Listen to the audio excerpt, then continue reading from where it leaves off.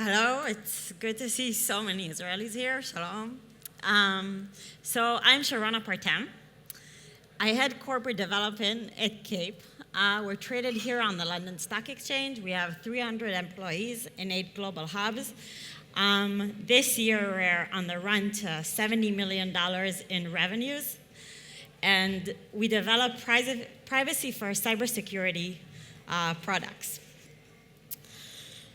A couple of years ago, a very angry father entered a Target shop in Minneapolis.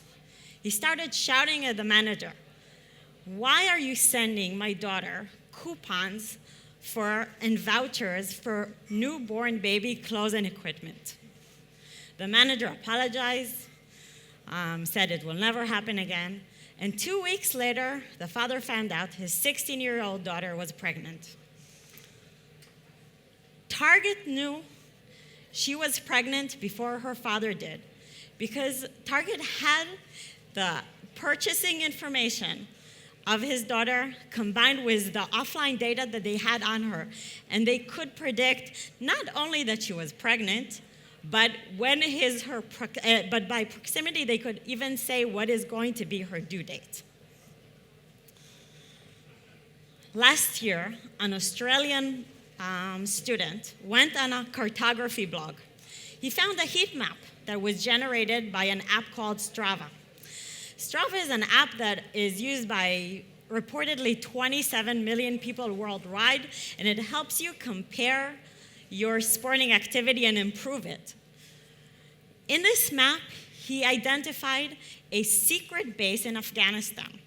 He identified the exits and entrance of the base. You could identify what was the level of activity on the base and even the main roads leading to the base.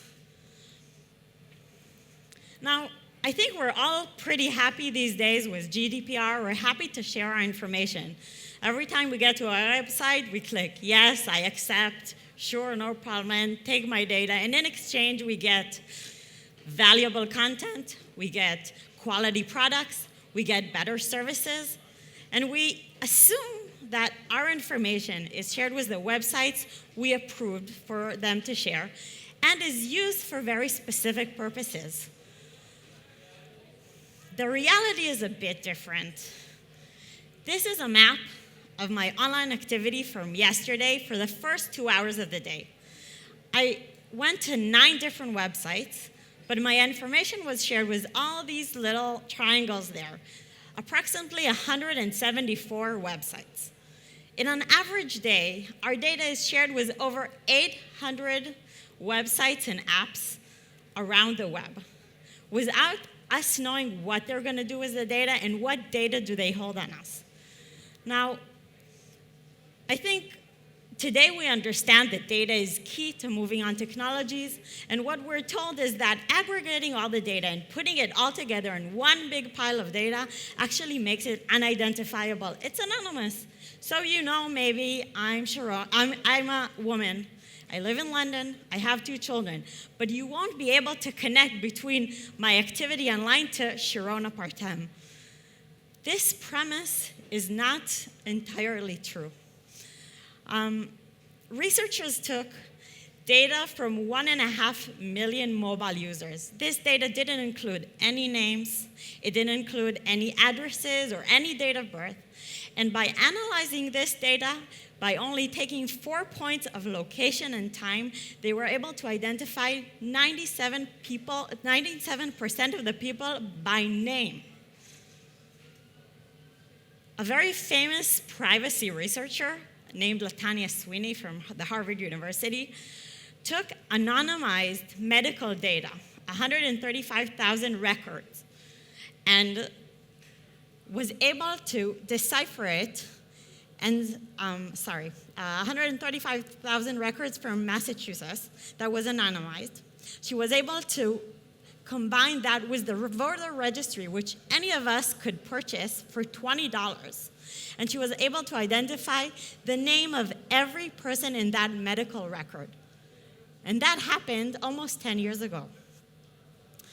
So the reality is that our data is actually identifiable, and it could connect to us. And the digital trail that we leave doesn't disappear. It stays there forever. And there are companies that specialize in combining all the data, packaging it, and selling it to hundreds of companies that we have no idea of, trying to sell us, convince us, or do other things with that data about us. Now, this has unintended consequences. For example, if you are a black woman in the US, you are much more probably likely to get a job advert for a secretary or a cleaner. If you're a white male, you will get adverts for buying a house. But if you're a minority in the US, you will only get adverts for renting a house. And this means that we are pigeonholed into who this data determines that we are, based on the information that they think we are, and does not allow us to present the whole realm of opportunities that should be presented to us in this day and age. 2 years ago, Facebook conducted an experiment. They took one feed where they showed people optimistic, happy stories. And the other feed, they showed people depressing and sad stories. Now, I don't know about you, but when I'm depressed, I eat ice cream. But apparently, most women, when they're depressed, are more prone to shopping. Now, they took that information, shoved these women depressing stories, and then gave them adverts so they can shop their way out of depression. I think we all know about Cambridge Analytica and the usage of data beyond shopping. As we know, Cambridge Analytica, they had information about all the voting registry in the US as well as on the UK. They divided it into subsectors, and they were able to target you with stories and ads to convince you to vote the way the politicians who hired Cambridge Analytica wanted you to vote. Now, I think we'll all agree that we don't want what we buy in Tesco to determine whether we will vote next week for Gantz or Bibi. We want to be able to make our own choices. And this is only the tip of the iceberg. At the moment in China, in some provinces, they're conducting one of the largest social experiments in history. Some provinces collect every piece of data that you generate, including genetic information, where you are, what you do in every second of the day, and create a social score. Based on that social score, that will determine what job you will get. It will determine where you will get into studies and who are you going to marry. For example, if you're an avid video game player, your score goes down.